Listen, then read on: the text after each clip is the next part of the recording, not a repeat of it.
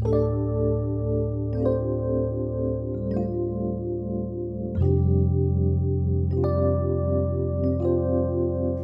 Episode में आपने देखा रज़ाक मॉर्निंग टी के साथ नैना और सूरज की हाउस बोट में आता है। बाहर से हंसी मजाक की आवाजें सुन जब सूरज इनके बारे में पूछता है, रज़ाक बताता है कि निसार के डॉक्टरी की पढ़ाई मुकम्मल करके आने की खुशी में हाजी साहब ने पीर साहिबा को बुलाया है और खत्म शरीफ का इंतजाम किया है अल्लाह का शुक्र मनाने के लिए, और साथ ही साथ में वाजवान भी पकाया जा रहा है इस खुशी के मौके पर। सफरा के चारों ओर बैठकर हाजी साहब का सारा कुंबा मिलके पके हुए वाजवान का लुत्फ उठा रहे होते हैं।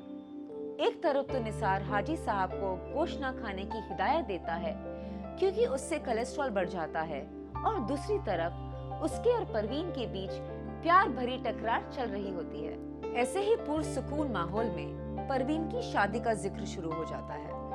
इस बीच जब परवीन के होने वाले शौहर यानी कि परवेज का नाम आता है तो निसार उसकी बड़ी तारीफ करते हुए कहता है कि वो उसके साथ कॉलेज में पढ़ता था। परवीन को इन बातों में कोई दिलचस्पी नहीं और वो मौका देख वहाँ से चली जाती है। इस बार हाजी साहब को महसूस होता है कि जब भी शादी का जिक्र शुरू होता है परवीन कभी रुकती नहीं। ज़ेब कादिर के लिए सुबह की चाय लेकर आती है। कादिर उसे नोटों का एक बंडल थमाता है और जब ज़ेब उन पैसों के जरिए के बारे में उसे पूछती है तो कादिर गुलबैग का नाम ले लेता है। वो आगे बताता है कि उनका एक्सपोर्ट का नया काम शुरू हुआ है और ये रुपए पहले सौदे का हिस्सा है। ज़ेब गुलबैग के नाम से वैसे भी चिढ़ती है, लेकिन फिर भी वो उन पैसों को कादिर को अब्बा को देने को कहती है ताकि परवीन की शादी की तैयारियों में ये काम आ सके। कादिर कहता है कि वो अब्बा को पैसे जरूर देगा, लेकिन अभी नहीं, क्योंकि वो जानता है कि अब्बा वो रुपए अहमद को दे देंगे और वो उन्हें सेबों के बागों पे लुटा देगा। अब आगे देखें।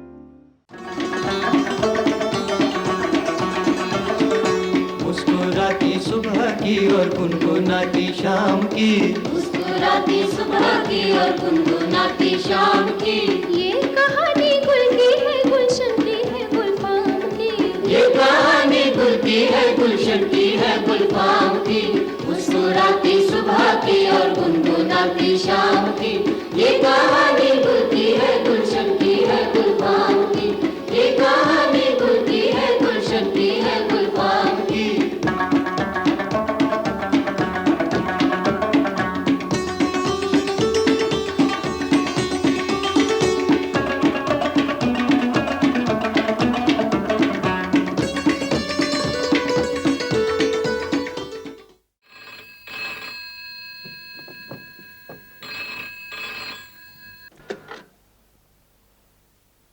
हेलो हेलो, कौन बोल रहा है? हेलो, जोर से बोलो, आई कांट हियर यू। हाँ हाँ, अब ठीक है। कहाँ? कौन? डेविड? डेविड, तुम कहां से बोल रहे हो?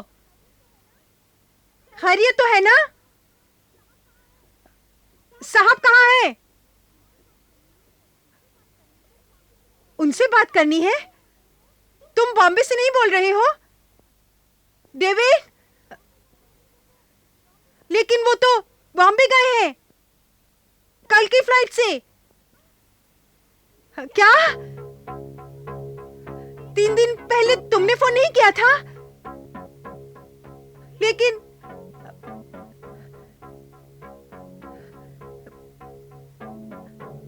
डेविड, कलकत्ता ट्राई कर लेना। Okay, bye.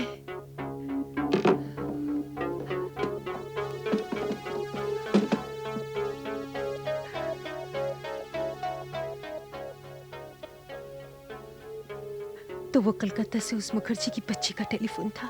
फिर झूठ कहा मुझसे। जर्मनी से बाहर से आए हैं। Daisy, daisy! डेजी, जरा जाकर देखो, नारायण अभी यही होंगे। हाजी साहब और उनको जल्दी से बुला लाओ। जाओ ना, खड़ी खड़ी मेरा मुंह क्या देख रही हो? जल्दी जाओ, नहीं तो वो चले जाएंगे।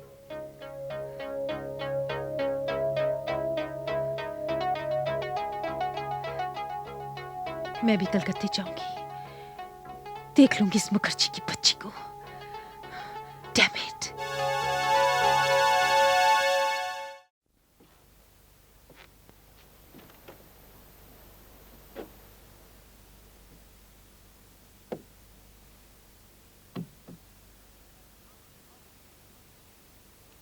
रज़ाक, रज़ाक। जी बाबा। ये निसार का सामान शिकारे में उस पार ले जा, बाकी सब दूसरे शिकारे में आएंगे। बाबा, निसार साहब अब अलग मकान में रहेंगे? हाँ। नूर साहब भी साथ जा रहे हैं? हाँ, नूर साहब भी साथ जा रहे हैं।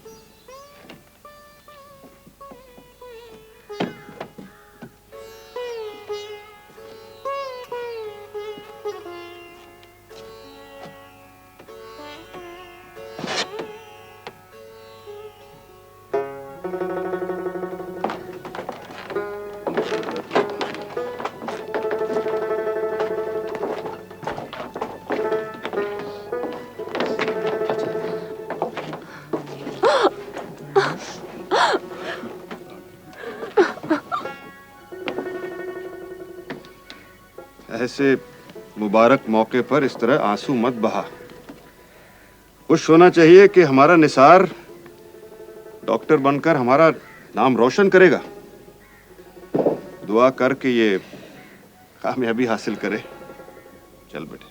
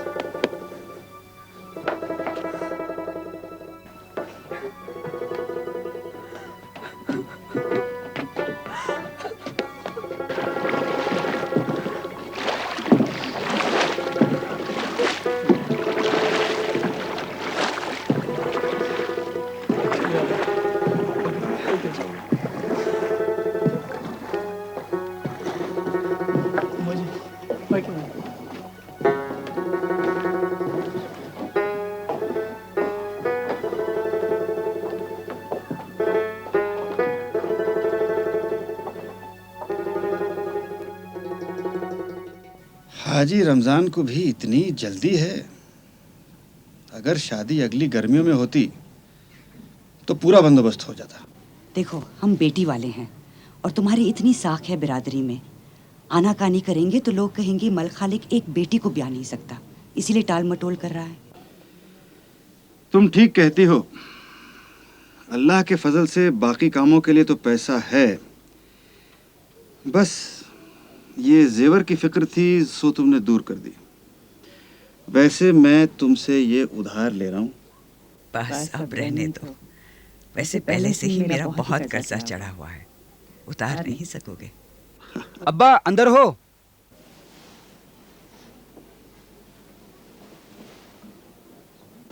सलाम अब्बा। वालेकुम वालेकुम। अरे ये आज चांद कहाँ से निकल आया? तो तुम्हें अपने माँ बाप की फिक्र है? कब नहीं थी अब्बा, बस काम से ही फुर्सत नहीं मिलती है, और अब तुम भी अकेले हो इसलिए फिक्र करनी पड़ती है। हाँ। नूर भाई का भी आना जाना कम होने लगा है, और अहमद को तो बागात से ही फुर्सत नहीं मिलती है। नूर मोहम्मद तो बेचारा हर रोज तड़के यहीं आकर दिन गुजारता है, मगर यहाँ रहकर करे भी क्या? 2 हाउस बोट तो बिल्कुल खाली पड़े हैं।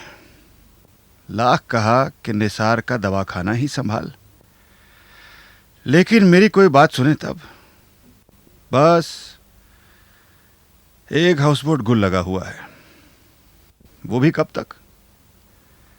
कल परसों राजा साहब पहलगाम से आएंगे और 3-4 दिनों में वापस चले जाएंगे। सारा कारोबार चौपट हो रहा है। ये हाउस बोटों का कारोबार ही ऐसा है अब्बा। हाँ हाँ हाँ, तभी तो तूने दूसरा धंधा ढूंढ लिया है। वैसे तुझे फिक्र है कि 1 हफ्ते बाद तेरी बहन की शादी है। मैं तो इसीलिए आया था अब्बा। ये कुछ रुपए हैं, आप रख लीजिए। इन पैसों को तो मैं कभी हाथ नहीं लगाऊंगा। तू किस धंधे में लगा हुआ है उसका कुछ अंदाजा तो है मुझे। अपनी बेटी के मुकद्दस काम में मैं ये रुपया तो कभी नहीं लगाऊंगा। तो मैंने कोई चोरी तो नहीं की है और ना ही कोई डाका डाला है। सभी अलग अलग अपने काम में लगे हुए हैं, उन सब पर तो आप जान छिड़कते हैं। वो अहमद फलों की ठेकेदारी में तुम्हारी दौलत लुटा रहा है, लेकिन फिर भी तुम्हारा लाडला है। बस एक मैं ही हूं लुच्चा लफंगा तुम्हारी नजरों में। ये क्या कह रहा है तू? बिना जाने अपने भाइयों पर तोहमत लगा रहा है। मैं पटन खुद गया था, अपनी आंखों से अहमद का बाग देखा है। अल्लाह के फजल से बहुत अच्छा सेब हुआ है। अगर मौसम ऐसा ही रहा तो बहुत फायदा होगा। अब अगर वो वहां रहकर अपने बाग की निगरानी नहीं करेगा तो क्या करेगा? हलाल की कमाई कर रहा है। तो मैं कौन सा हराम की कमाई कर रहा हूं? अब धंधा तो धंधा ही होता है ना अब्बा। तेरा क्या धंधा है मैं भी तो जानूं। कालीनों का। अब चुप क्यों हो गए? बद से बदनाम बुरा। अरे एक गलती हो गई बेचारे से, क्या जिंदगी भर कोसते रहोगे? अब्बा ये रुपए आप रख लीजिए। परवीन की शादी पर बहुत खर्चा आएगा, इसीलिए रख लीजिए।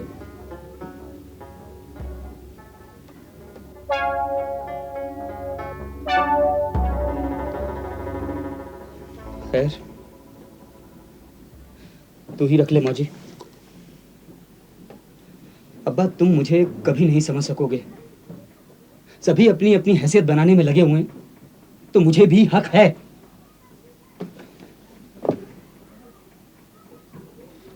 बेचारा, पता नहीं इसकी हर बात तुम्हें जहर क्यों लगती है। वापस लौटा दे ये पैसे। ये हराम की कमाई है। इतना पैसा आया कहां से? तू घर में रहती है, बाहर क्या हो रहा है तुझे इसका कोई इल्म नहीं। एक न एक दिन तेरा ये बेटा सारे खानदान को डुबो देगा। देखो, तुम्हें इस वक्त रुपयों की जरूरत है, रख लो ना, देख, बाद में लौटा देंगे। तू मुझे गुस्सा न दिला।